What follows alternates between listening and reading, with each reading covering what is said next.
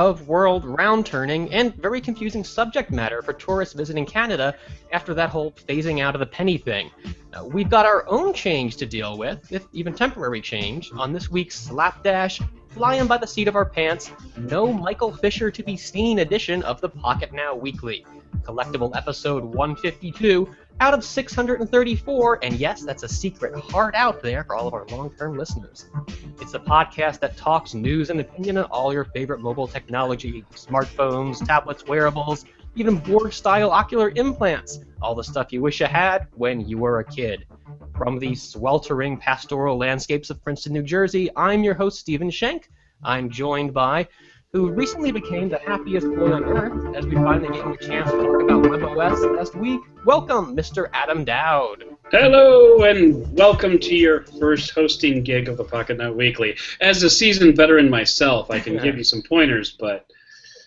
Is one of them don't do it when Michael asks you to? That was actually the first, second, and third one. Yeah. Since Adam and I have sort of a Kramer versus Kramer relationship with Apple gear, we are trying to rope in some help, talking about one of the biggest weeks for Apple so far this year, with Jaime Rivera planning to talk WWDC with us. But he is having a little connectivity issue at the moment, so he will hopefully join us shortly. If not, we will do our very best without him. Back here in the States, we are also joined by producer Jules Wang, holding down the fort, doing all in his power to keep me from scuttling the ship that Michael has built. Little does he know, I'm about to go all Captain Ramius on this bee. Time here in Princeton is roughly 5 p.m. Good evening, everyone. All right. We cannot put this podcast on the air without a little help from our friends with money. So we have a special sponsor shout-out here. Just what good are you? Well, the question sends fear racing through our hearts, self-doubt filling up our mouth like so many saltines, but we're here to tell you that not only are you worthwhile and probably good at many things, but that you've got an excellent opportunity for getting better. This week's episode of the Pocketnow Weekly is brought to you by lynda.com. That's Lynda.com. With lynda.com, you can better yourself by learning something new, whether you're curious about picking up some tips for shooting better photos, learning how to create content with the hottest software tools out there, or even becoming the next great app developer. You can get a free 10-day trial just by pointing your browser over to lynda.com/pocketnow. Give it a look and get started planning what you want to learn next. And as always, this is usually the point I jump in on the introduction here, but we like to hear from you, the listeners. We've got Q&A going live on Google Hangouts. Hopefully you're listening to us live and can participate. Type in your questions there. Other viewers will vote up some of their favorites, and we'll do our best to answer them on the air. If we don't get to yours, or if you think of something after the fact, you can always email us at podcast@pocketnow.com. We'll do our best to answer those questions on future shows, and we've got a few from previous weeks we're going to address this time around. So either in the Q&A or on the podcast email, send us your questions because we want to hear from you. All right. We're hoping to get started with WWDC, but with Jaime not here... Oh, I know what we should announce first. Who here likes free hardware? Oh, I do. Yeah, it's good stuff. We are continuing our giveaway of LG G3s. Why not the G4, you might ask? Because it is the new hotness with all the latest hardware. Well, we don't have any G4s to give away, so it's the G3 or nothing, and the G3 is still a hell of a smartphone, so stop complaining, damn it. This week, you can win the G3 by looking for clues interspersed in posts all throughout the week. By assembling them into the right order, you will get a hopefully sensical-sounding question about the G3. Figure out the answer to that. Email us the answer at contest@pocketnow.com, and you're in the running. This is a worldwide deal. It's an AT&T G3, but you can probably have it unlocked to work anywhere you have compatible bands. There is a link to that contest, the rules for it, in the rundown for the weekly here. Or just search for G3 on our site, and you should find it. It's going to continue through Friday, so good luck to everyone who chooses to participate. We've already given away 3 or 4 of these things in the past couple weeks. I think we have more coming, but if you want this one, please do participate.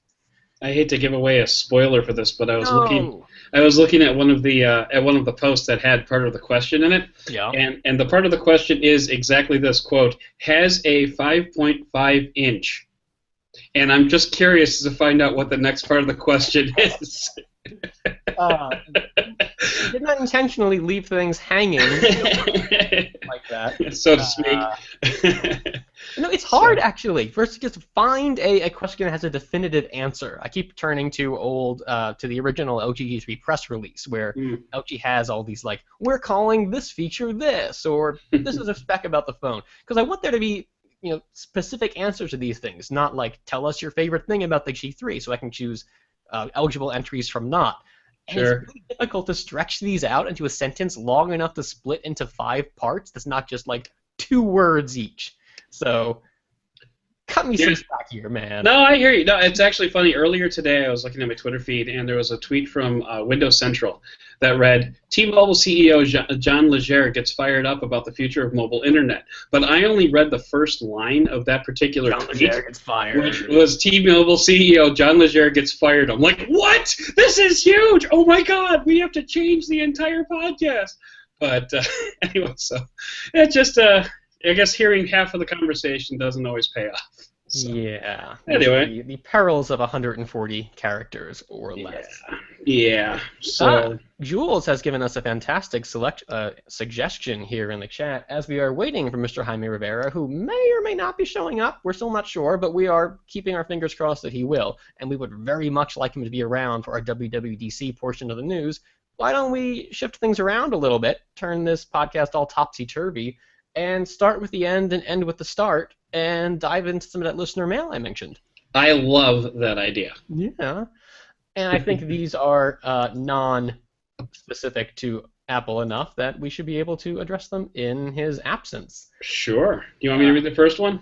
Yeah, please, Adam. Go ahead. Okay. So we have an email here from Gaj B. I'm going to guess that's how it's pronounced. This is kind of a long email, so I'm going to summarize just a little bit. But just give you the first paragraph. In dedicated cameras, it works really well. I'm not sure if that's because of the size of the module, which allows for it to compensate for more movement or what. He's referring to optical image stabilization. That's the subject line of this email. Is OIS all that great in smartphones? Right. So he wants, basically the gist of his question is, OIS works great in handheld cameras, but in smartphones, it doesn't seem to work all that well. There's warping, and there's still a little bit of bouncing, and there's, the blurry pixels and things like that. So the iPhone 6, according to him, has the best, most stable video that just uses digital stabilization. Meanwhile, the 6 Plus has added the OIS, and therefore there's distortion. So what his takeaway is that if he reads a review and sees that a camera has OIS, that means that the camera is bad. But basically, his question was: is OIS good in dedicated cameras because there's a bigger unit that can compensate for more movement, and the OIS stabilization is just too small on a smartphone to compensate for that? Yeah, and also he's asking about the lack of OIS. Now that it's arrived in smartphones, we've sort of all jumped on it as, if we want to have a good camera, we look to this feature. And he's wondering if we're not being fair. Just because something doesn't have OIS, we're instantly going to go into the camera wondering if this isn't going to be that great. Right. I really like this question because I have some strong opinions about OIS, not necessarily well-informed. No, they're pretty well-informed. Let me start, Adam. What did you have any comment? Well, yeah, I mean, like him, I look to OIS as a feature in a camera because I have said on many occasions that I'm not a good photographer, and so I want anything that will help me take better photographs, whether that's OIS, whether that's software optimization, what have you. I want it to make me betterer. It has been my experience that cameras with OIS, like say the Lumia 920, for example, hasn't helped all that much. So maybe I'm just too shaky. I don't know, but I don't know. For me, it seems like it should be a great feature, but at the same time, maybe it's not as good as it's cracked up to be. Fair enough. My big problem with OIS is that people expect way too much from it, or they don't have a good understanding of what the hardware is even capable of doing. What OIS is, for those of you who aren't familiar, we're talking about a physical system that moves around an element within the camera's lens. The idea is by tilting the lens, by moving it up and down a little if it supports multiple axes, then you're able to compensate from the overall motion of the camera body. That is, if the camera points a little bit to the left and it gets a split-second, like, minuscule shake, the lens can sort of point back over to the right and readjust the sensor's gaze and try to keep everything on track. And when you're dealing with extended shutter times, keeping the subject in the same place is obviously very important here. Right. And maybe this is less true for larger cameras because of the size of the lenses involved and their ability to, when they're making those little adjustments, it has a larger impact. When we're talking about things the size of a smartphone camera, that little shift, it can compensate for maybe a jittery hand. If you're waving your hand around, though, any sort of pronounced lateral motion, there's not much OIS is even capable of doing here. And I think this is where digital stabilization really shines, because it can take a larger frame, crop things down, and then sort of intelligently move that crop around where there are pixels available and keep things looking stable at the expense of resolution and overall stability for like tracking purposes is something very different than, especially video stabilization is very different than an individual shot. So OIS is not going to perform great with video, and with still photos, it has very limited uses. And I think that not a lot of smartphone users have this understanding of it in mind when they hear this. They just think it's going to be stabilized. Stabilized is stabilized. They're going to get like a steady cam by pressing a button on the smartphone. But then I guess the question is what's the value of OIS? I mean, maybe it'll compensate for teeny tiny. Yeah. So I mean, like I said, be giving us improvements. Even that's what's interesting about Gadget's email here is that he's saying that this seems worse with OIS. I can understand it not looking a lot better, but I wonder if the implementation's a little off there, or maybe if users, just because they know that OIS is there, are being less conspicuous about keeping their phone stable. They're like not holding their breath. I always hold my breath when taking a shot. It's a weird habit, but. It's a good habit, actually, probably, now that you mention it. Yeah. So, but anyway, so I think we kind of answered that one. What's the next one that we got here? Okay, I got one here from Scott Shrewsbury. Writes in, Pocketnow podcast crew. I'm fairly new to the intricacies and inner workings of all that is the smartphone universe. Yeah, I have owned several over the past 5 years. I never really knew exactly what to do with them, nor did I use them to their full potential. Currently, I've got the Note 4, although I do love it. I'm a little torn about what to grab next. He expects the Note 5 is going to be great, but also wants to expand his knowledge and really delve into all that smartphones can do. Because of that, he's interested in exploring something maybe like the third-generation Moto X or the next-generation Nexus, or Nexuses, whatever those might be.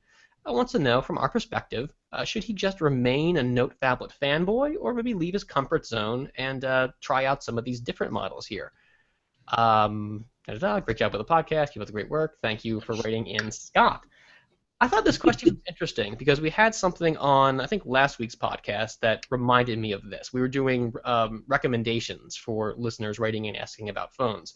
And there was one lady who had a BlackBerry, an older BlackBerry, was looking to upgrade to anything else. And she had some demands about she didn't want iOS, but would consider Android, and maybe wanted a hardware keyboard if available. And I sort of gave the impression you can't go looking for a hardware keyboard. It's going to really limit your choices here. Just put yourself out there and try some new virtual things, and maybe you'll find something that works for you. And I'm seeing shades of that in this. Not in the hardware keyboard bit, but she was also talking about her use cases. They were very limited to web browsing, email, and I sometimes think I feel a bit like Scott does here, that I'm not using my smartphone for its full potential. Granted, I'm still on a Nexus 5, so it's a little bit older hardware, but I'm probably not doing everything I could be with that. I was just thinking about like photospheres and all this cool stuff you can do in software. I don't make panoramas. They look really cool. They're a pain in the ass to share, but Adam, do you ever feel like you're not doing everything with your smartphone you could be? Like smartphone FOMO? Well, I mean, I do a lot. It sounds like I do a lot more with my smartphone than you do. I'm an extensive user of Google Now for not only just... I'm not on Google Now. Well, oh my God, you're so missing the point. But anyway, not just for like sports scores and articles and stuff like that, but I use reminders obsessively. I was actually just saying today that what I really need from Google now is like a to-do list to be static, like up at the top of Google Now, so I can just check images, stuff that I need to do. Because I can set a reminder, remind me to grab my power cable at 7:30 a.m. tomorrow morning. But whoa, that was weird.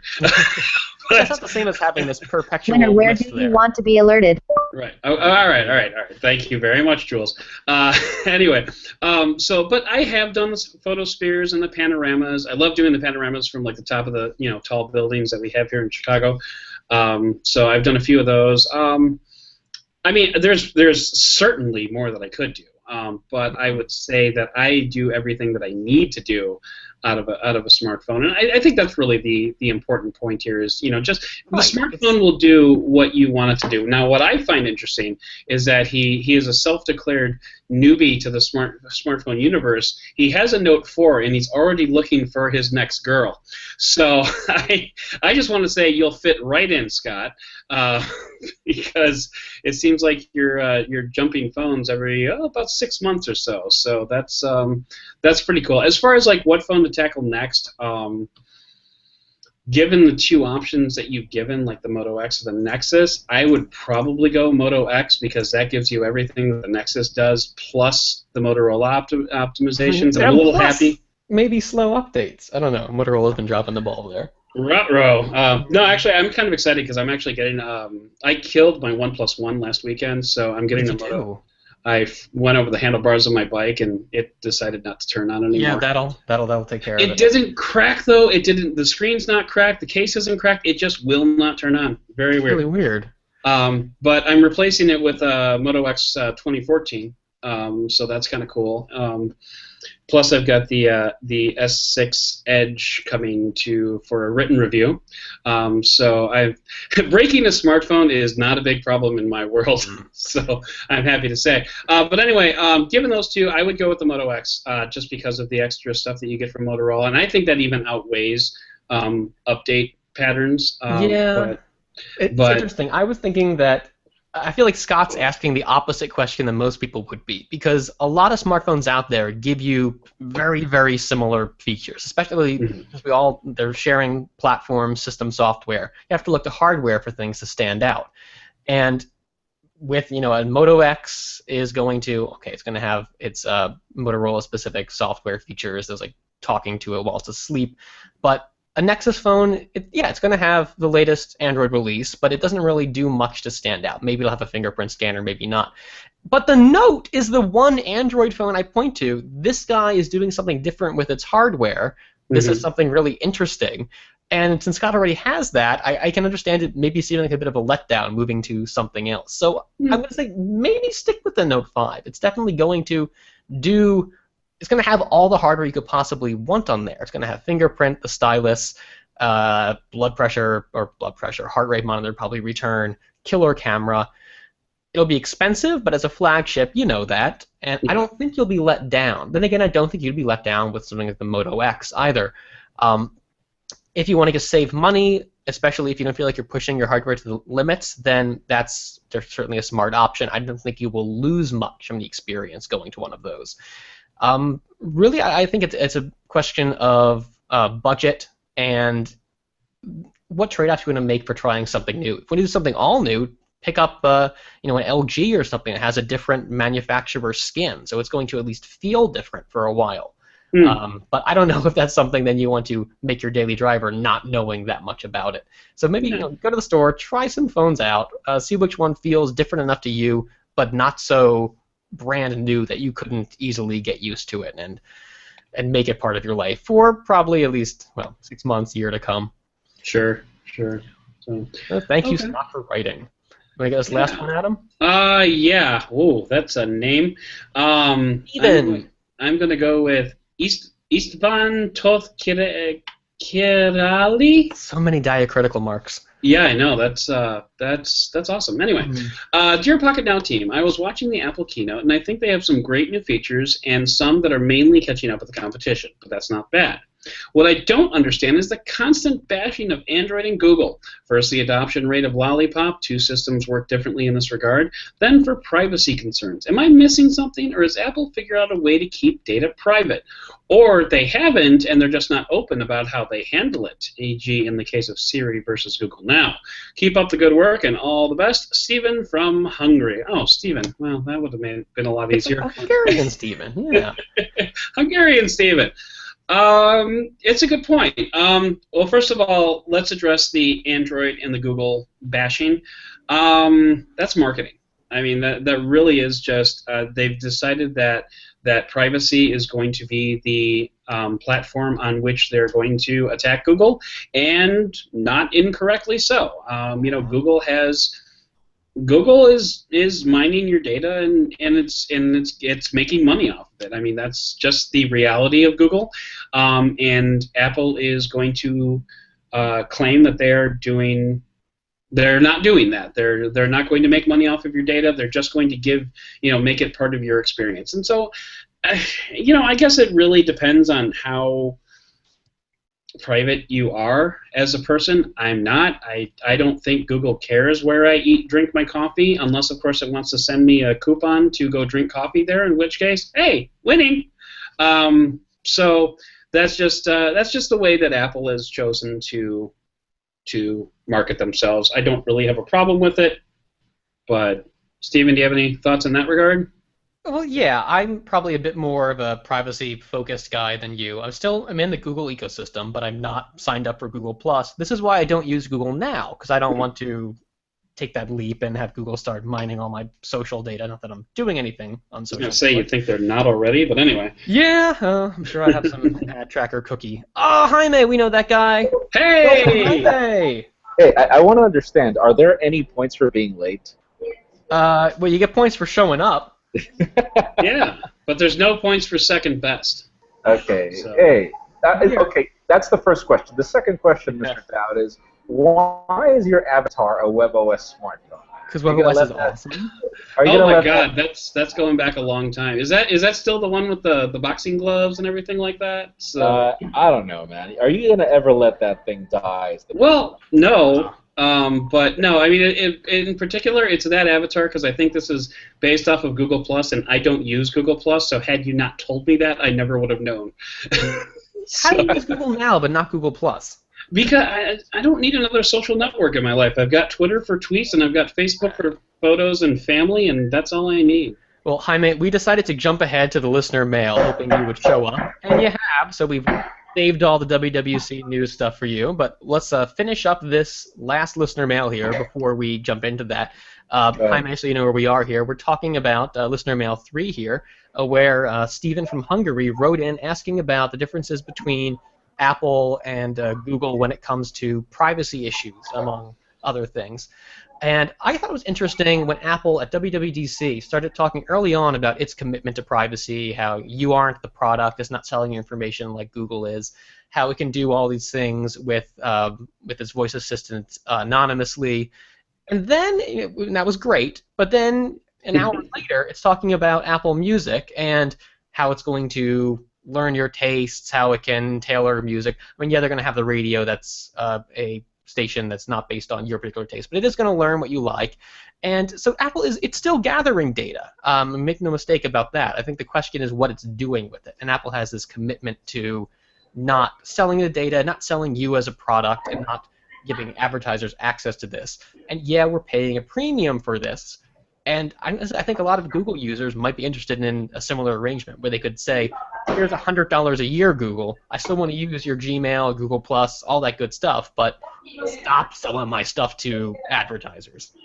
Seriously, and in the case of Apple particularly, like, for example, music doesn't worry me because what are they going to gather? They're going to gather the music that I usually play, and therefore they're going to tailor stuff oriented to that.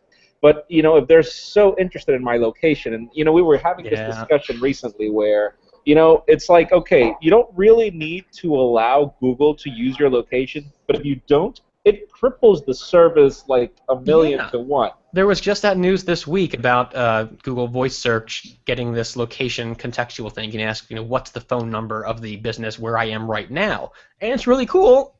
if you use location services. I don't, so I can't take advantage of this. Yeah, again, it's just one of those things. Apple, no. Apple just had the recent iCloud leak, remember, with so many usernames and passwords. And Yeah. the problem with iCloud is my photo stream. My photo stream is part of iCloud, so whoever has access to my iCloud account has access to my developer account. They have access to my photo stream from my iPhone directly, right there. They have access to all my credit card, and everything is in my iCloud account. So I guess we're banging so much on the topic of security, mainly not just because they're into it, but because they had so much bad publicity about it. Yeah. Well, don't forget, we're also talking about different forms of security. Right. We're talking about data integrity when it comes to Google and them using your data, intentionally, deliberately using your data, as opposed to Apple, which was more of a leak, which was more of like a, oops, we tried to keep this private. Not that but makes things has. much better from the user Right. standpoint, but yeah, it matters for intent. Right, exactly. So, and I think that's what the intent is about. Because if I were you, I would move away from Facebook, if that's your concern, by the way. Yeah. Fair enough. Well, we hope that answered your question, Stephen from Hungary. Yeah. With Jaime here now, let's switch this podcast around here, go back to the beginning, and start talking about some news. WWDC 2015 was earlier this week. Hopefully you joined us for our editorial roundtable, where we discussed most of this in detail. So I'm not going to get too into things right now, with the sake of hoping not to repeat myself. Whose phone is ringing? It's not mine. Mine's in the other room. Well, my two phones are here, but they don't make that noise. Oh, wait, that was probably Jules giving us a sound cue about something. I don't know. Yeah, don't worry about it. Just push through. Push through, folks. Yeah. Okay.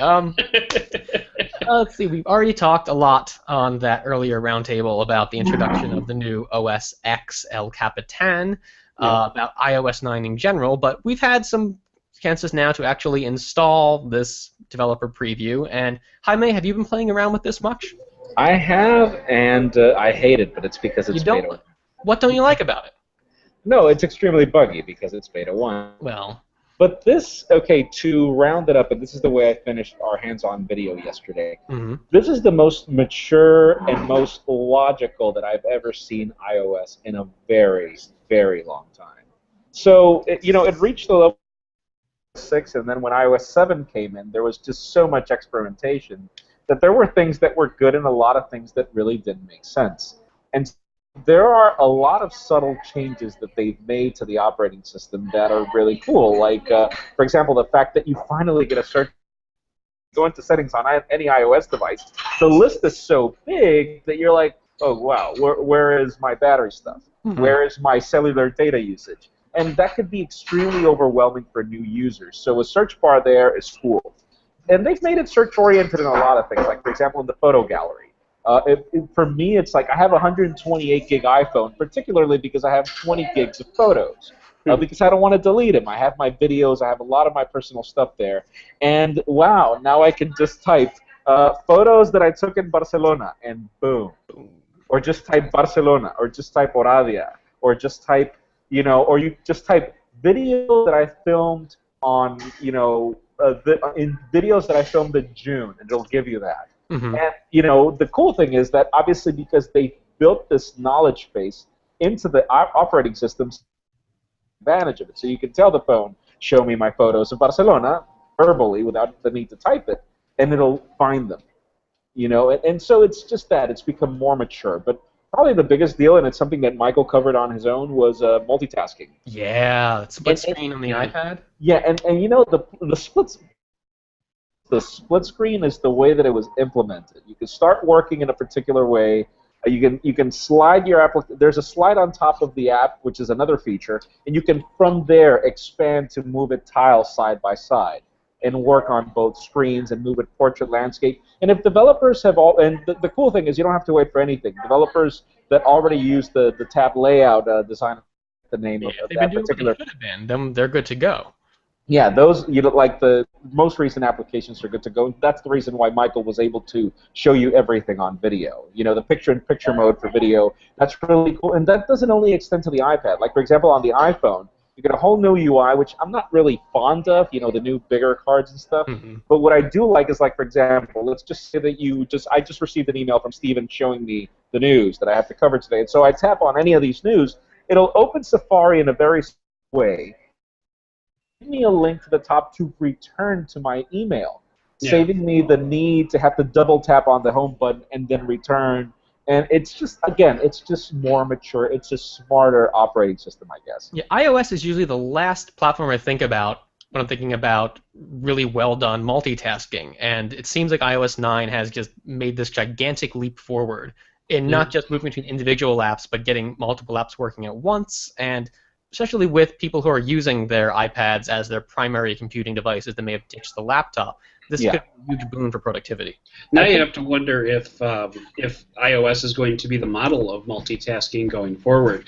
You know, because Android does have some form of multitasking with Samsung and with other individual skins that have built in a multitasking paradigm, but Android itself does not have it yet, which is actually kind of surprising that it didn't come out with Android I M. noticed some commenters calling, I think, Michael out on this, or it might have been Jaime, I'm not sure, in one of the videos they posted talking about Android M. It was Michael, yeah.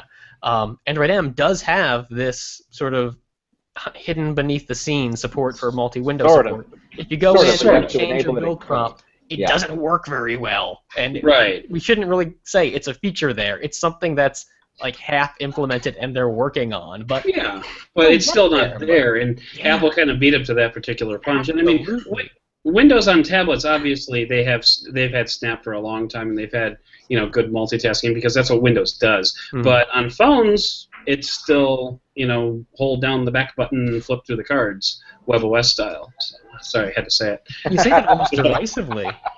But no, it's fine. But now I just wonder if iOS is going to be the model of multitasking, at least for the near future. I think I'm not sure if it will be. I think that a lot of things for beta 1 were like, wow, okay, this is not bad. Okay, this works well. Like, for example, the only thing that I don't like about iOS 9 right now is that the battery lasts 3 hours. Oh, that's kind of a problem. I wonder if that's just due to a lack of optimization in this early build. It most likely is, and it usually, until the consumer build is ready in July, you can expect this to continue happening. Yeah. So, like, for example, when iOS 8 was, like, when iOS 7 was out, since I have a developer. Oh no, did we lose Jaime? Well, he's frozen. We worked so hard to get him. Yeah, it's all right. I'll just leave it. There we go.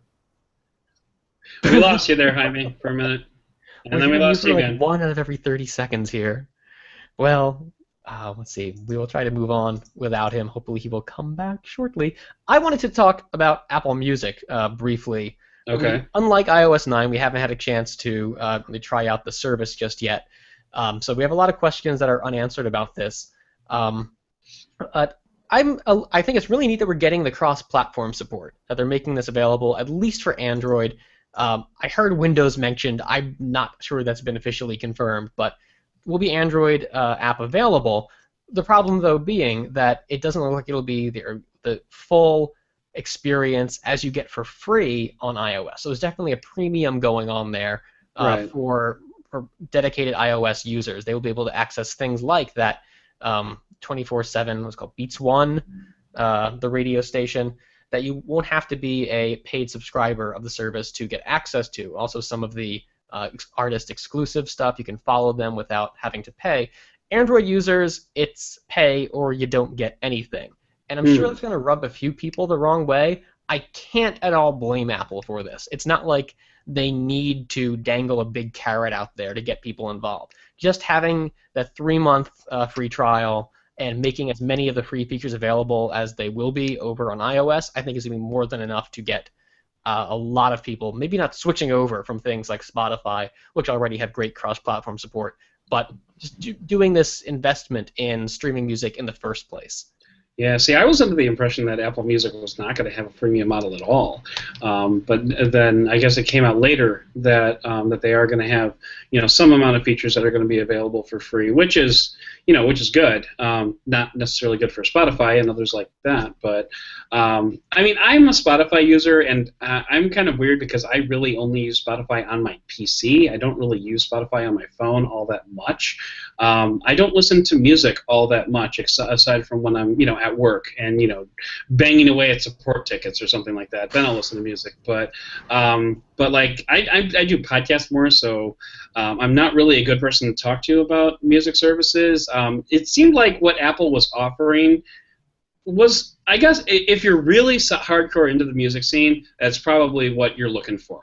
And actually, I was having a discussion with a colleague of mine talking about, like, he said the hipsters are looking for places where they can find out about their latest artists. And if you can get the hipsters, then you can get the wannabe hipsters. And if you can get the wannabe hipsters, then you can get the mainstream. And once you're mainstream, that's everything. So it's an interesting marketing pyramid. But so I mean, if there is one consolidated place where people can go to find out about their latest, their favorite artists, I think that's going to be a plus. Both for the music industry and for the mobile industry. But a lot of people have tried to do this before. That Tidal thing that launched a few months back, one of their focuses was on great connectivity with artists and giving fans access to them. And if Apple's trying to do the same thing, I think it's going to be largely a question of who can get the biggest names, who can get the exclusive content. And right. Welcome back, Jaime, by the way. Hi, Jaime. Jumped ahead a bit to Apple Music here. Well, we can see Jaime, we can hear Jaime. But I don't think he can hear us. Hold on. I can hear you. Hold on. Yeah. This is a live podcast. We can't really hold on. Pocketnow Weekly 152, worst episode ever. And he's gone. Nonsense. I hosted one of these. This can't possibly be the worst.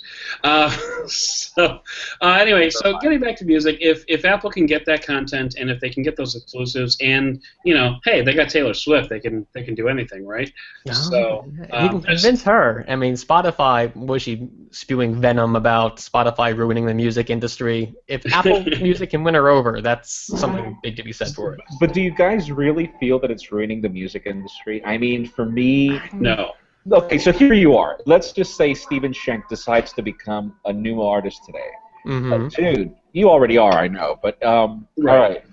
It's just Spotify is just so cool at discovering new artists. You put Spotify Radio, it forces you to skip on the premium model, and that allows, I've discovered so much music ever since I started using Spotify that it just wouldn't make me want to go back to Apple Music unless it could do this better. Maybe I'm the exception here, but I feel like when I'm using Spotify and I'll put in an artist I like, yeah, it'll play songs in the same style of artists that might be related, but it's usually stuff I heard before, and I feel like I get the most exposure to new acts when I'm turning to something that's curated. Basically, when I'm listening to actual radio. There's a great Princeton College radio station over here, and I'm constantly learning about new artists through it. And maybe Apple has a leg up there with its 24/7 DJ curated radio stream there in giving things that might not be picked up by Apple's algorithms. So I just want to make sure that they're not going to resort to what most radio stations do, which is to say they'll play the same selection of 20 songs in different orders over and over and over again. So I was about to say, and it's because they're getting sponsored because the record labels are sponsoring for these songs to be played out. Sometimes I wonder if no, that's called payola, and it's specifically illegal. But anyway. Which isn't to say they're not doing it, but it's illegal. Okay, in my country it happens. That's the problem. Well, I don't know about the United backwards States. Country. No, I'm just kidding. I am too. You don't have to say it. I am. But I mean, the thing is, I get the same thing on Spotify too. Is if I listen to the same, I'll hit the start radio on songs that I've liked.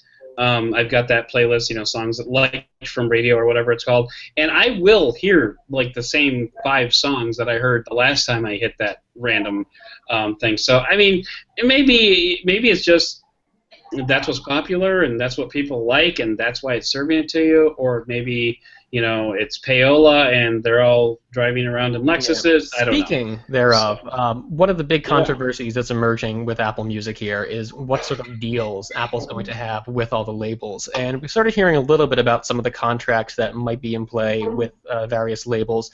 And there's a lot of concern, maybe from these other streaming services, particularly Spotify, where they're worried that Apple is trying to lure some of these labels away from its services. It would certainly give Apple a leg up with exclusive content, but Apple is a ridiculously hard company to compete with. It has it has money more than a lot of nations do, and if it can just throw money at the artists and labels out here, it can get exclusives no one else can.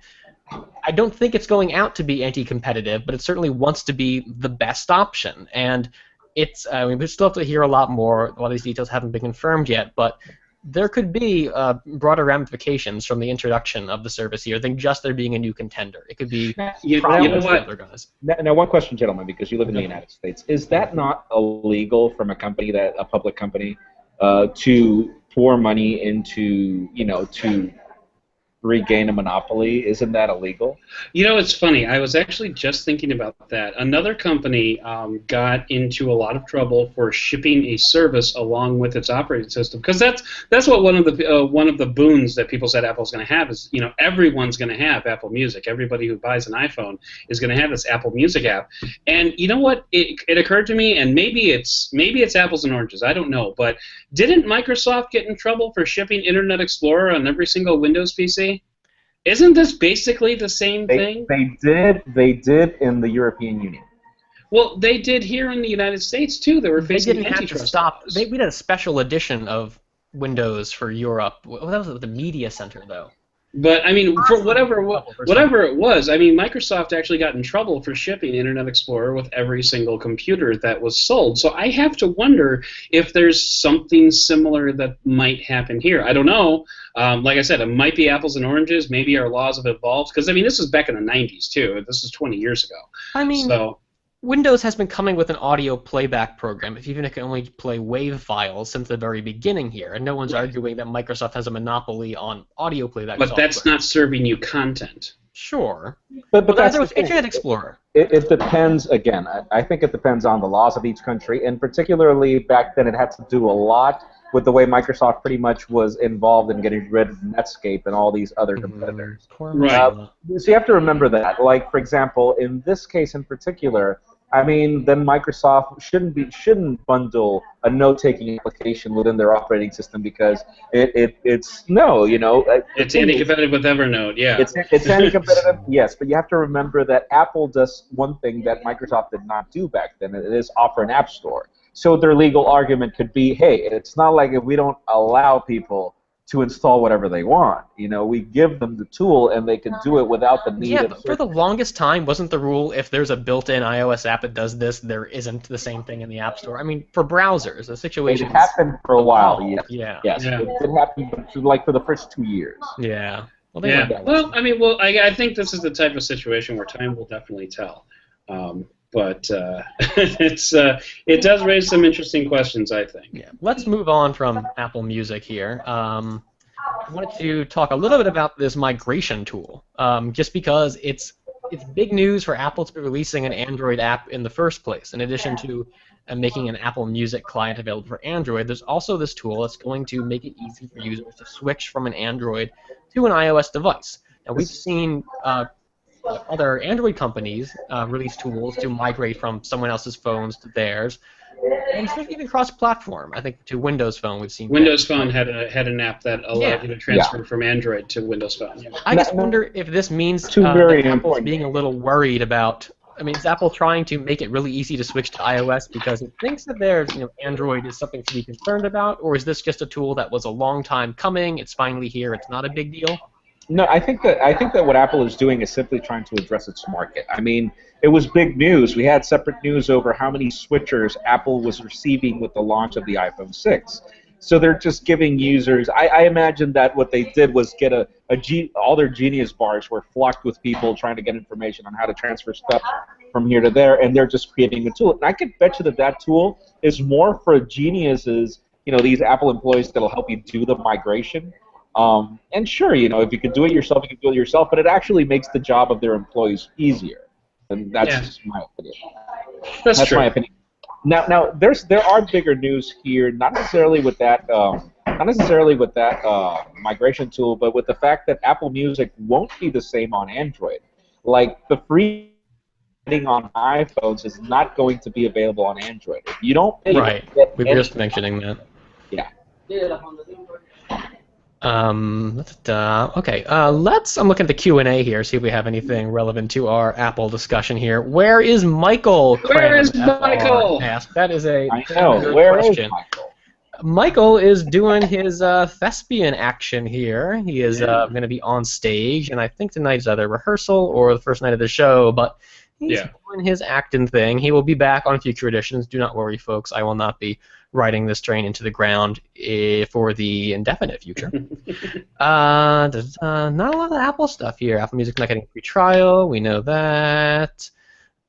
Is iOS 9 better in its current state than Android M? Zach Schmeesing writes. You mentioned having a lot of bugs in there, but Android M certainly is the most polished thing around now. You haven't tried Android M yet, have you? No, I haven't tried it, but Michael has a whole video on the comparison. And I think Michael's takeaway on the video, and Zach, it's so good to have you here on the podcast, by the way. Really great guy. So the problem with M, I guess, it's not necessarily how well baked or half baked it is. I mean, if you had to compare the features that were launched with Android M, is there any room for comparison with iOS 9? No. I feel that Google was too conservative with Android M. Yeah, well, arguably, but then it could also be said that Apple had more grounding makeup than Google did. So if Google is currently setting the pace, then Apple had further to go to catch up. But hey, we're not gonna argue my operating system is better than yours. But yeah, I think iOS 9 is definitely more exciting than Android M. Because it brought a lot more to the table.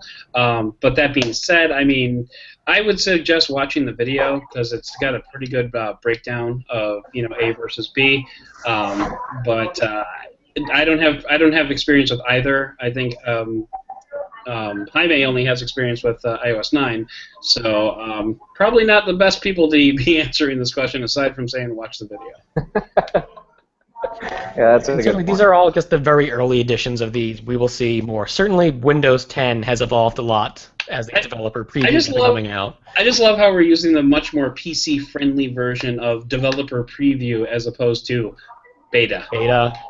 So, it's not a beta, it's a developer preview. They're making it so confusing. We have internal betas, we have betas released to the developer community, we have betas available for the public to try out on their phones. They're not making it easy to come up with naming schemes for all this. That's why I just stick with I'm going to give them a break. With the official releases there, so... do we want to dive into the other news? Other news here. Jules, can we get our bong bong or bing bing, whatever you feel like. Or actually, yeah, that's My God. There were no pings there. It's so exciting. This is CNN. I feel like I should stand up and read the news. Hey, Jules, they're asking about your Blue Life 1 review. How was it? Jules is not. Yeah, Jules can't really broadcast, but... Jules has his first review for the site up. Everyone go read it. Yeah, the Blue Life 1. I haven't seen it yet. So, Jaime, have you had a chance to watch the Blue Life 1 video yet? Not really. I was only able to watch the intro and then my power went out. Well, it says it's way below our usual standards. So this is Harry's, I think. Harry's constant. Well, I'll tell you what. We're going to watch that video and we're going to see. And if that's the case, we are going to beat Jules with a wet noodle. So don't you even worry about it. Thing is, I at least commend Blue for being another U.S. company that's trying to do something. Sure. I have my own feelings about what Blue is doing here. I'm not going to get into it. Listen, for the chance to review their phone. You know why you feel that way, Stephen? The problem is you've never been to a CES with us, and you've never seen the Cuban Miami type girls that are in charge of Blue's. They have booth babes. Oh my! Everybody in Blue. Oh Lord. That is just. I thought the industry had moved past that. Tisk Dude, I'm like, we need more blue. We need more. I'm like, oh my god. If you say so. Oh my god. Keep on digging that hole, Jaime. Yeah. Blue has not been the only company releasing new devices here. We got a long-awaited Samsung phone at the start of the week here with the Galaxy S6 Active finally debuting for AT&T here in the States. And this one had been leaked pretty heavily. Some of the details were still a little unclear in the days leading up to its announcement. We'd seen the thing pretty clearly. We got that camo pattern again. Although it turns out there's even a non-camo version, which I don't think had been revealed at all. There should be just a plain old gray if this is a new thing. But it's a new style camo, so it's not exactly the same as a GS5 Active. Sure. Yeah, we get hardware buttons, which feel how you will about them, but losing the fingerprint scanner as a result. You can't have that embedded in the home button, no mo. Okay, can we just be blunt about this? Yeah. Okay. Why is this phone so ugly? It's not ugly, it's rugged. I don't know. What if you're like a Panasonic thick book, tough book, whatever they're called, user? I like this kind of industrial. I think they're fake-looking rivets on the back, but yeah, it's not bad, but it looks like it sticks out quite a bit on the back, like so as to keep the back off of the table or something. I don't know. I'm inclined to say good. Yeah, the lens all screeched up there. Well, no, the lens I get. Why the back? I don't know, because you want to keep lens, the camo pattern really pretty. Yeah, I guess. I mean, it's okay. It's not the most ugly phone that I've ever seen. Okay. It's better, Jaime. It's better than an S6 and an OtterBox.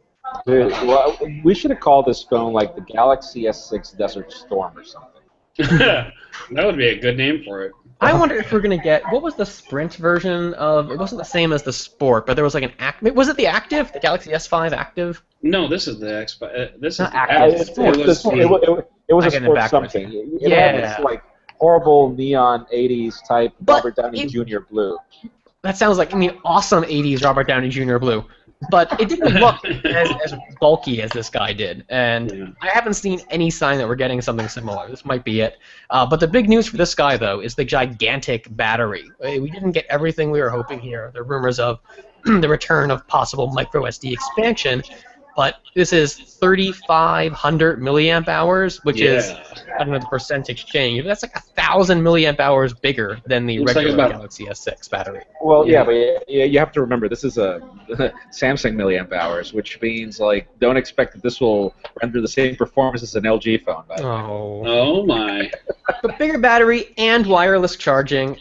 Dude, what is you the can live with the ugliness. Wait, what is the battery size on my Adam Doud Edition Galaxy Note Edge? Hold on, let me see. The Adam Doud Edition. It's 2500 or 2550 on the Edge. Yeah, I think Doud so. Edition. And it doesn't and it does. You know why it's called the Adam Doud Edition? It's called the Destroyed Chamfered Edges Adam Doud Edition.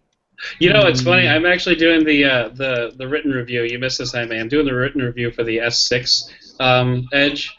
That's actually on its way to me now, and I already ordered a bumper for it because of you. You guys are just looking to ruin all the phones, aren't Thank you. See, this is why you need the Active, so that you're not constantly wearing down them corners. So I asked for a Galaxy Note Edge. They give it to Doud. It comes out beat up.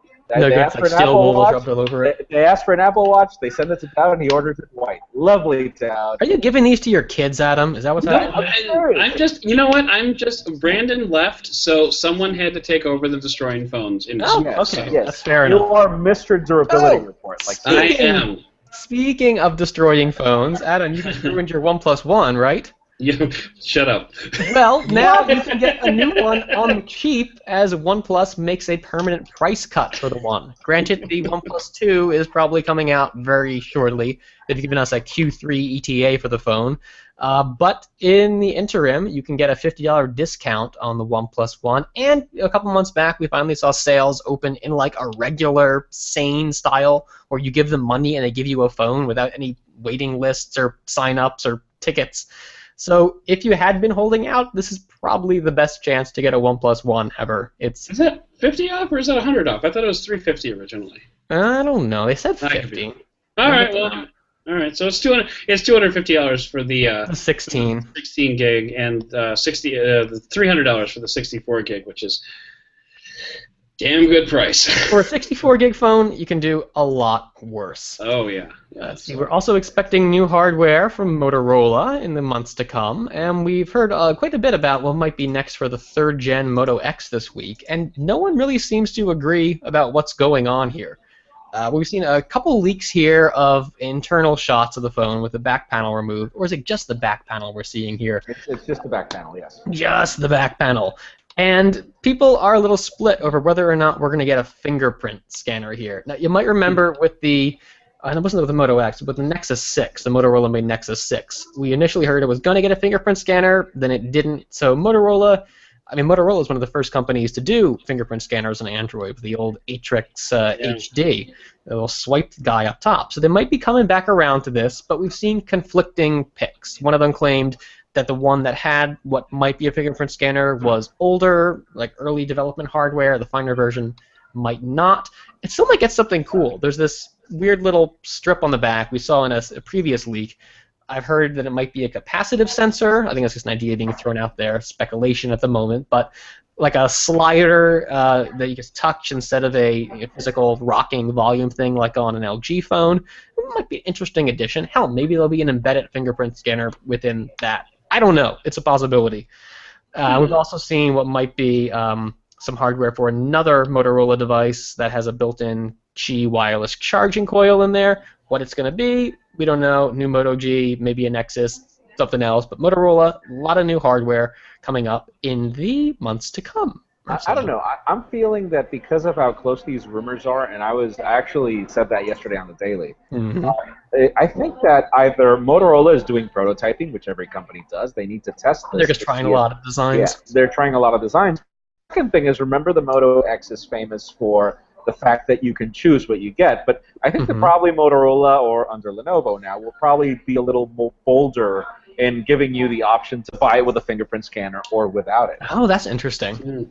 Yeah, because I heard earlier, long ago, that when Moto Maker was first debuting, that it might give you more hardware configuration options, like how much RAM was in the phone. That clearly hasn't come to pass, but something along those lines, yeah, that could be possible. I think that would be a good idea, and who knows? I mean, Motorola has not found success in doing this swappable thing, or sorry, the idea of configuring your product the way you want. It hasn't really worked for them, so they're probably trying to raise the bar.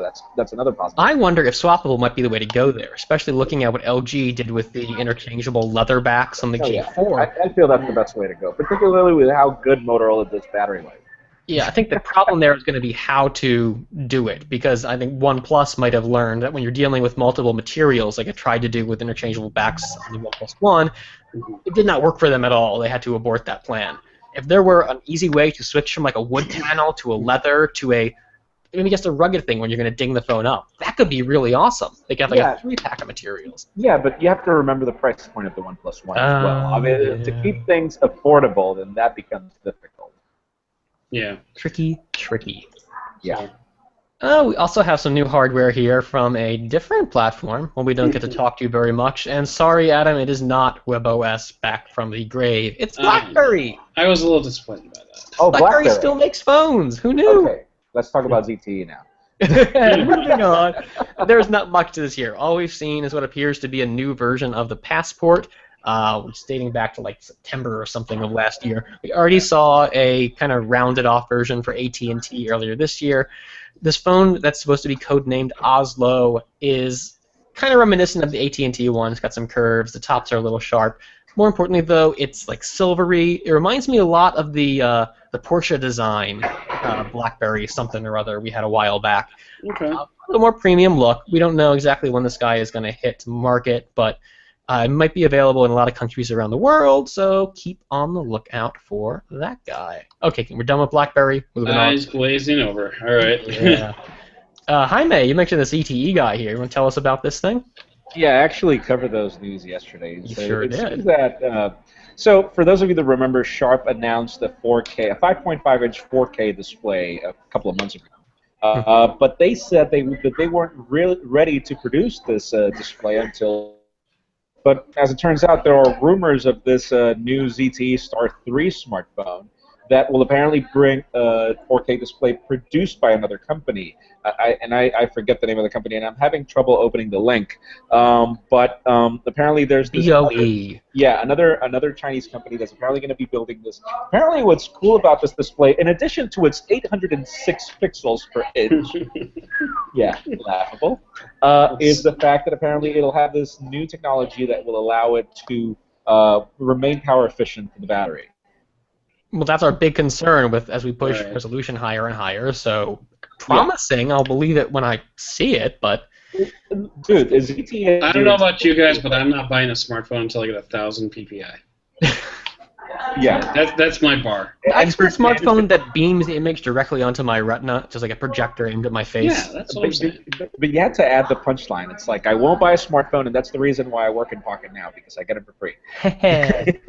I'm just curious if ZTE is trying to make a name for itself by being the first company to market with a 4K phone. Someone's going to be the first soon. Is it going to be Samsung with the Galaxy Note 5? I don't know. I mean, hey, Stephen, I mean, they did a good job with that, with the bezel-less display. Like, I was really looking forward to that Oppo R7 Plus, which had no bezels on the display. And when I arrived to China and I saw the design, it's actually not a bezel-less display. It's just a big black. So instead of painting the bezels in white, they painted them in black. Mm-hmm. So it does look like if it doesn't have a bezel, so long as you don't optical trickery. I know. So long as you don't actually turn the phone on, it looks like it doesn't have a bezel. Okay, that works. Do you guys remember who was the first to do a 2K class smartphone? LG, wasn't it? Was it the G3? No. Or was it someone before that? I almost guarantee there was some minor Chinese There was company. a Chinese company before that. Oh, no, yeah, you're right. So, is this going to matter if ZTE is first here? I'm doubting it. It's going to be the question of who does the attractive flagship. It's going to be Samsung. Probably. Moving on from there, we got some more hardware to talk about here. Apple, we're not quite done with the iOS news yet, not related to WWDC directly, although sort of streaming off it. We may have picked up some information about what to expect from the iPhone 6s/6s Plus, as now that iOS 9 developer preview is available, people had been poking their nose through it, and there's all these flags where the software can tell, or the hardware can tell the software what features are supported in the phone's hardware, the camera hardware, and now there's a bunch of new ones, specifically regarding front-facer performance. There's notes about higher res capture, about slow-mo mode, the sort of stuff we already have on the rear camera might be coming to the front. I think the most interesting here might be a front-facing flash. Oh, yeah. Any chance of this happening? Yeah. And that's going to be interesting. I don't see Apple doing something like that. I'm sure that they'll give it a try. Like, be it they will, they'll have the code, they'll make a prototype, and they'll try to make it well, and they're just not going to end up launching it unless they fit the flash within the speaker grill or something like that. That's what I'm thinking. It's really hard to do a front-facing flash that's inconspicuous and that blends into the phone's face in an attractive way. Oh, but Cupertino has been famous. You remember the previous MacBook Pro lineup? Like, for example, you couldn't really see the line of. It was within the aluminum. It was drilled within the aluminum, the LED indicators. And it was machined in such a way that you don't really see a bar, but then it lights up out of the blue. And so Apple has already been famous for doing that through aluminum. So who knows? They probably could pull this off. If they make it bright enough, it could sure live behind an earpiece or something or like that. Yeah, it'd be interesting to see. But I think... remembering that this is Apple, we need to be assured that the design is going to be in place long before they worry about implementation. So maybe it's just future-proofing. It could be. So who wants slow-mo on their front-facing camera? That'd be awesome. I want everything slow-mo. You can blow bubbles and pop them, or I don't know. I guess I don't know. I'm thinking outside the box, Adam. Show a clip of you saying no. Speaking of 4K to screens, as we were a moment ago, and one more hardware rumor here to talk. Galaxy Note 5, long rumored to be possibly the first smartphone to arrive with this 4K screen. New rumor, I'm not sure what it's saying. It's in Chinese, and machine translation being what it is, I can't quite make heads or tails of it. Some sites are saying it's going to be 2K and not 4K. But the more interesting bit might be the connectivity here. with the suggestion that the Note 5 would be Samsung's foray into USB 3.1 Type-C reversible connectors, just like on that new MacBook. Who is not excited about that? I mean, that is one standard that I'm extremely excited about, for computers and for phones to move all the way into USB Type-C and stop carrying so many wires. Oh, I'm excited about it. I'm just dreading when I'm actually going to have to go around and throw away all my current USB I still cables. got mini USB cables lying around here, and you have to hold on to like one or two just in case you still need older hardware. Well, I mean, my GPS actually still uses mini, but yeah. So I'm a little. It's one of those things where it's like I'm really looking forward to it, but at the same time, I don't want to have to get rid of all my cables because I've got a ton of cables. But yeah, so it's going to be cool. I think it's going to be really great when that gets here, and you don't have to worry about which side is up. The other aspect of this rumor is a bit harder to believe. I can believe that Samsung would do that. I mean, USB Type-C is going to happen for everybody at some point. The question is, who wants to be the early adopter? The Note 5 or the Note series has always been something Samsung uses to introduce new features, so it makes a lot of sense. Sure. This other bit to the rumor, I'm not so sure about, claiming that not only will this new Note 5 slim down compared to the Note 4, that's believable enough, but that in the process it will also graduate to a significantly larger battery here. Wow. What did they say here? It was up in 4,000 something? 4,100 milliamp hours. Yeah. And you're losing 6 millimeters on the thickness of the phone. 0.6, not 6. It's paper thin. Sorry, 0.6 millimeters, excuse me. Yeah. I guess it's possible. You can always find space somewhere, and if they use some of that, curved. Didn't they introduce a stepped or curved battery with the Note Edge, or the Galaxy S6 Edge? I think they did. There is a curved battery introduced, but from LG. Yeah, that was they used on their Flexity. Maybe they could go in that direction, although there have also been rumors saying we're not going to get a Note 5 Edge like we did last year. It might be something a little different. That remains to be seen. But put this on the possible, but I'm going to need some more convincing pile. Sure. Sure. All right. So I wonder if they might also do something like what the Mi Note did, where they, it starts off not thick, but it starts off, at a thickness of, whatever, and then it kind of like tapers. It tapers down to like that 7.9 millimeters. I mean, that like could 12 millimeters thick in the middle. Yeah, so I mean that would be kind of gaming the system, but sure, why not? Yeah. Okay, we have a few other not directly hardware items here in the news that are worth getting to. Motorola, this is hardware, but not a particular phone. Motorola, we seem to really like its phones. I don't think we've ever approached a recent Motorola phone with a sense of dread. Yet sometimes they let us down. And one place we've been let down more than once, in a fool me twice, shame on us type situation here, has been with the Moto X. It premiered with that, was it clear pixel, where they added this extra luminance pixel to its camera sensor in order to try to improve low light performance. Sounded great on paper. In reality, left us wanting quite a bit. For the Moto X 2014, we didn't see, it was probably a little bit better, but we didn't see the big leap forward we were hoping here to compete with other phones, Samsung, the iPhone on the flagship level. Right. Now there's a Q&A where a Motorola marketing executive is saying, we promise we have learned our lesson here, and that we are doubling down on our efforts for camera, hardware, and Nothing software. good happens when a company doubles down on anything. But no, I mean, it's really the 0 Moto times X, 2 is still 0. Yeah, the Moto X. If the Moto X 2015 can have a better camera, I think that's really all. I think that's really all that was missing. Battery life was still a concern in the 2014 edition, but I mean, if battery life was concerned, camera was 1A. I mean, it was right up there with the list of concerns for the Motorola. So I mean, if they can really bring it, and if they can double down and all that other corporate speak, if they can bring a better camera to the experience, it's gonna make it. It's almost certainly going to be better. The question is if it's better enough to meet our growing expectations here. And I'm serious. Like, for example, I would spend on a Moto X. Like, I was willing to buy the 2014. Yeah, I really like the idea of the phone. I really wanted to buy the phone, and then once Michael's review came out, I was like, crap. never mind.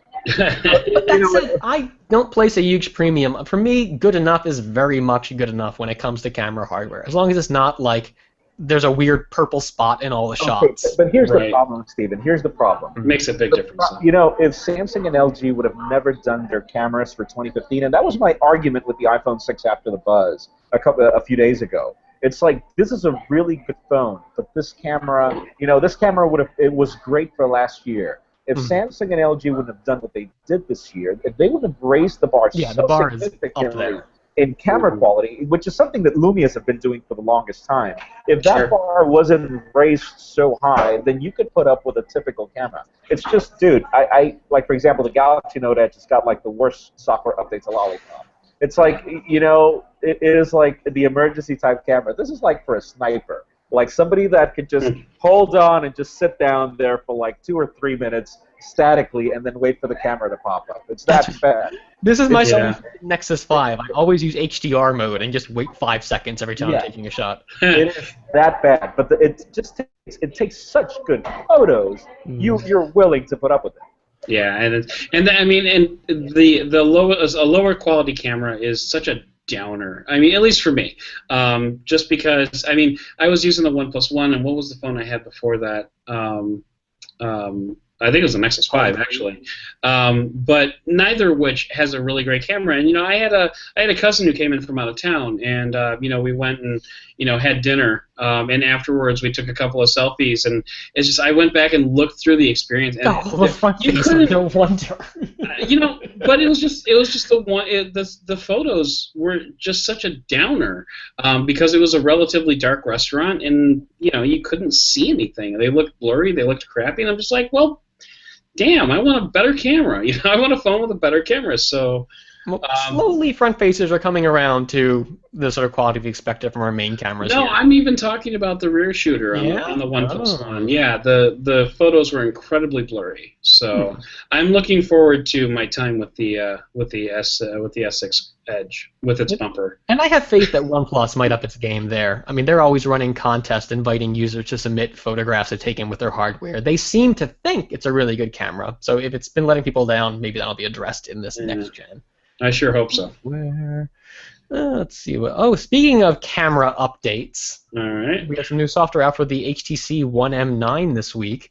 Okay. Makes a couple changes, a few of them camera-related. It's improving auto exposure, lower noise, and blur in low light. This is exactly the camera you should have had on you for your dinner out, Adam. I guess so. And my complaint about color problems, reduction of hue imbalances in extreme lighting conditions. There's also some improvements to battery usage. Should be reduced consumption with some popular apps. And a side effect of the battery issue, better thermal control, so it's not getting too hot and cooking your battery in the process. It looks like it's no Android version bump. This is just HTC stuff here, but this guy's going out in Europe, Middle East, Asia, all over in that side of the world right now. Hopefully we will see this guy in the Americas pretty soon. Yeah, that'll be interesting to see if that does make a significant camera upgrade. Because I think a lot of the reviews were saying that the camera issues weren't so much sensor related; they were software related. So if HTC can fix those problems, that's going to make the One about smartphones. It's going to make the One a much better phone. But then the question is it too late? And that's probably another tutorial for another day. Yeah, with HTC's stock tanking as it has. HTC is not in the best position right now. We will see how this plays out when we finally get that new fall flagship. It's promised us. Will it reinvent the wheel in exciting ways that make us want to throw our money at the company? We'll find out. Yeah. Back to iOS for a second here. Right. This is probably my favorite news of this week. Okay. Apple, I grew up with Apple products. I really like the company's hardware. It's just this issue it had of control over software has been this point I guess can't ignore, the inability to sideload apps of your choice. And it's not like Android where you can just click accept installations from unknown sources and go wild with it, but there's finally a workable option here for your average iOS user. With this new version of Xcode 7 that Apple has released here, it's changing its policies for how non-developers can use the software. The key here is that anybody with an iPhone can install the software, compile something that's been released, if there's been an open source version of an app here, and then push it to their iPhone. It signs the software. It'll only work on your phone, but you don't have to pay the developer registration fee to do this. So for apps that normally wouldn't get Apple's approval in the store, emulators were mentioned, alternate browsers maybe even we'll see appear, you can compile this, load it to your phone, and use it just like you were to get an app from the App Store. Not just like. I believe there are some issues with the rights that the app has access to.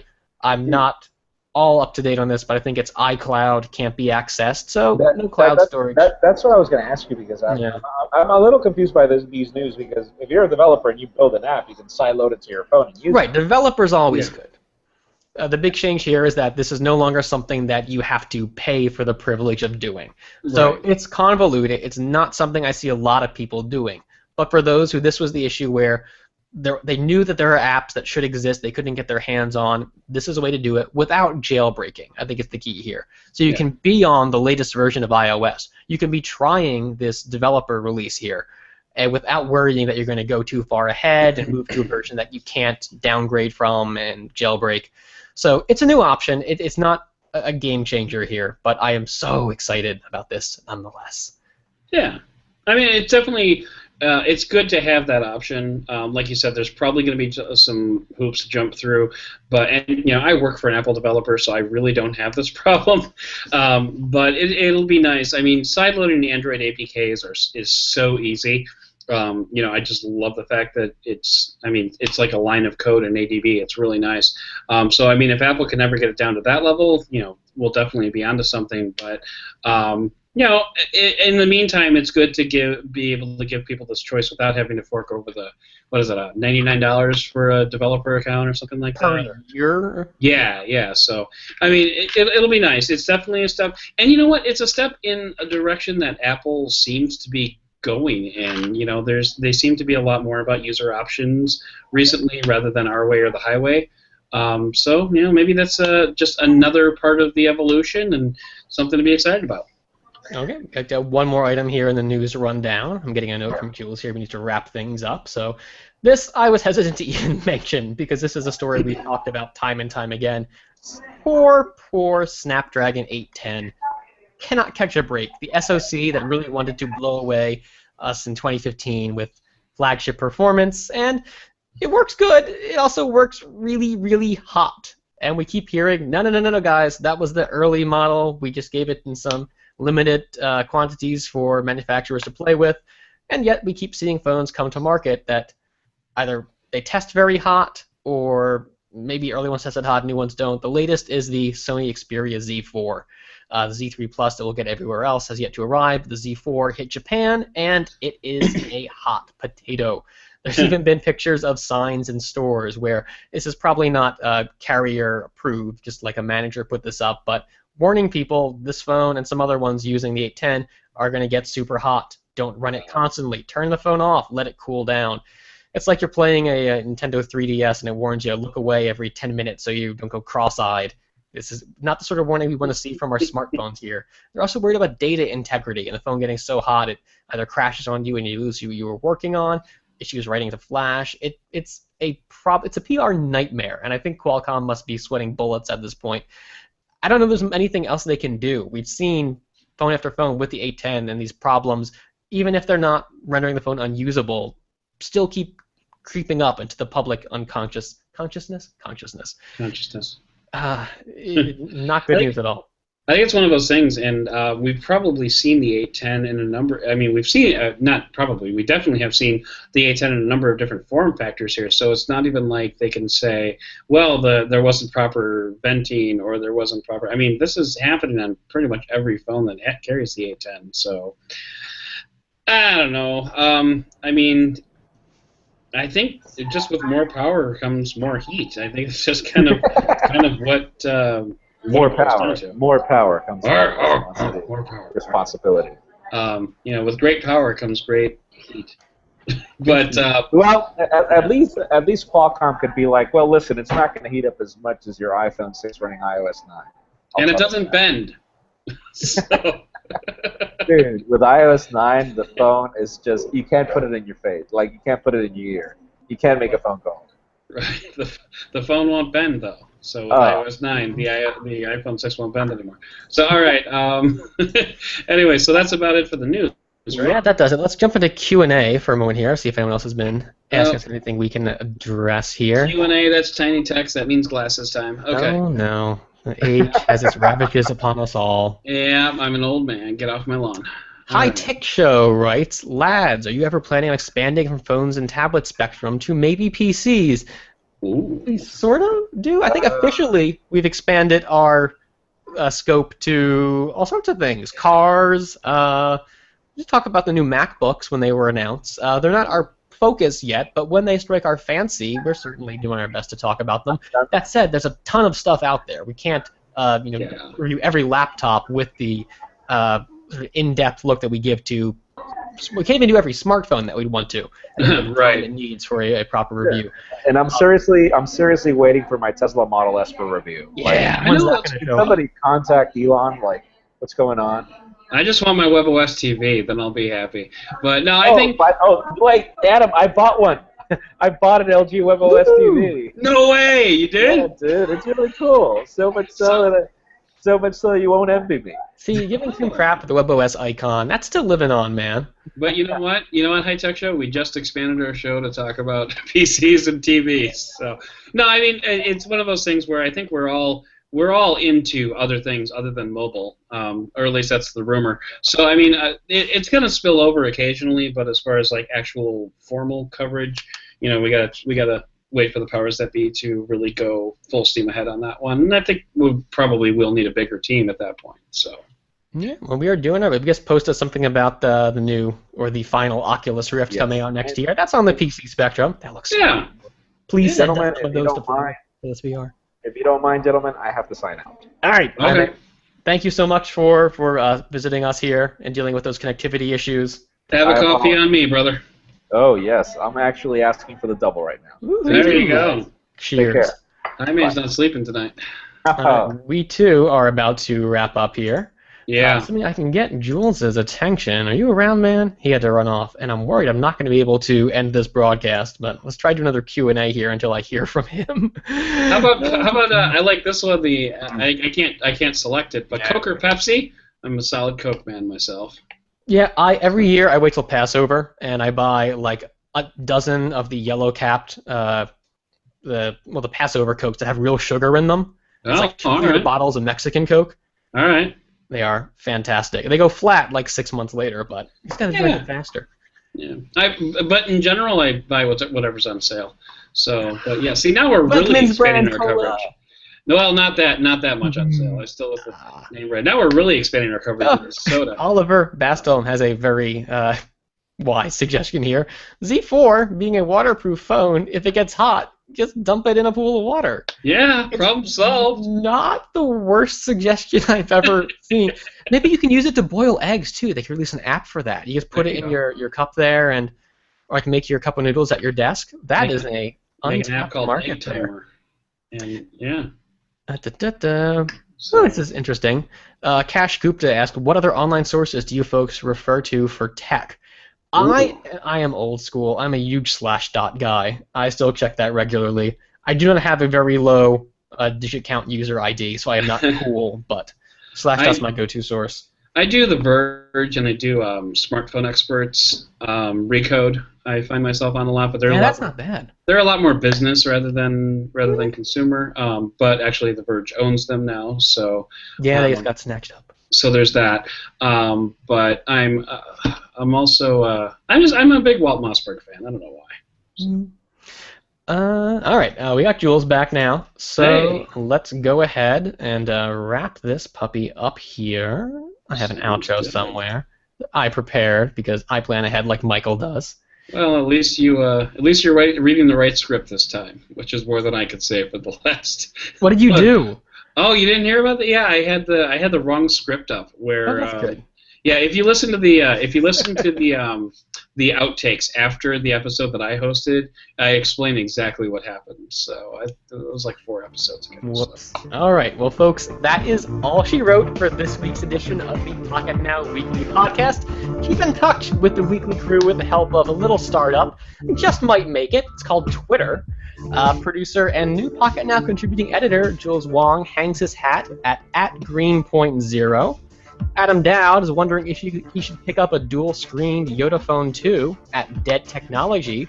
And Jaime Rivera is posting exercise pics that should at least have the rest of us feeling lady ashamed of ourselves at Jaime_Rivera.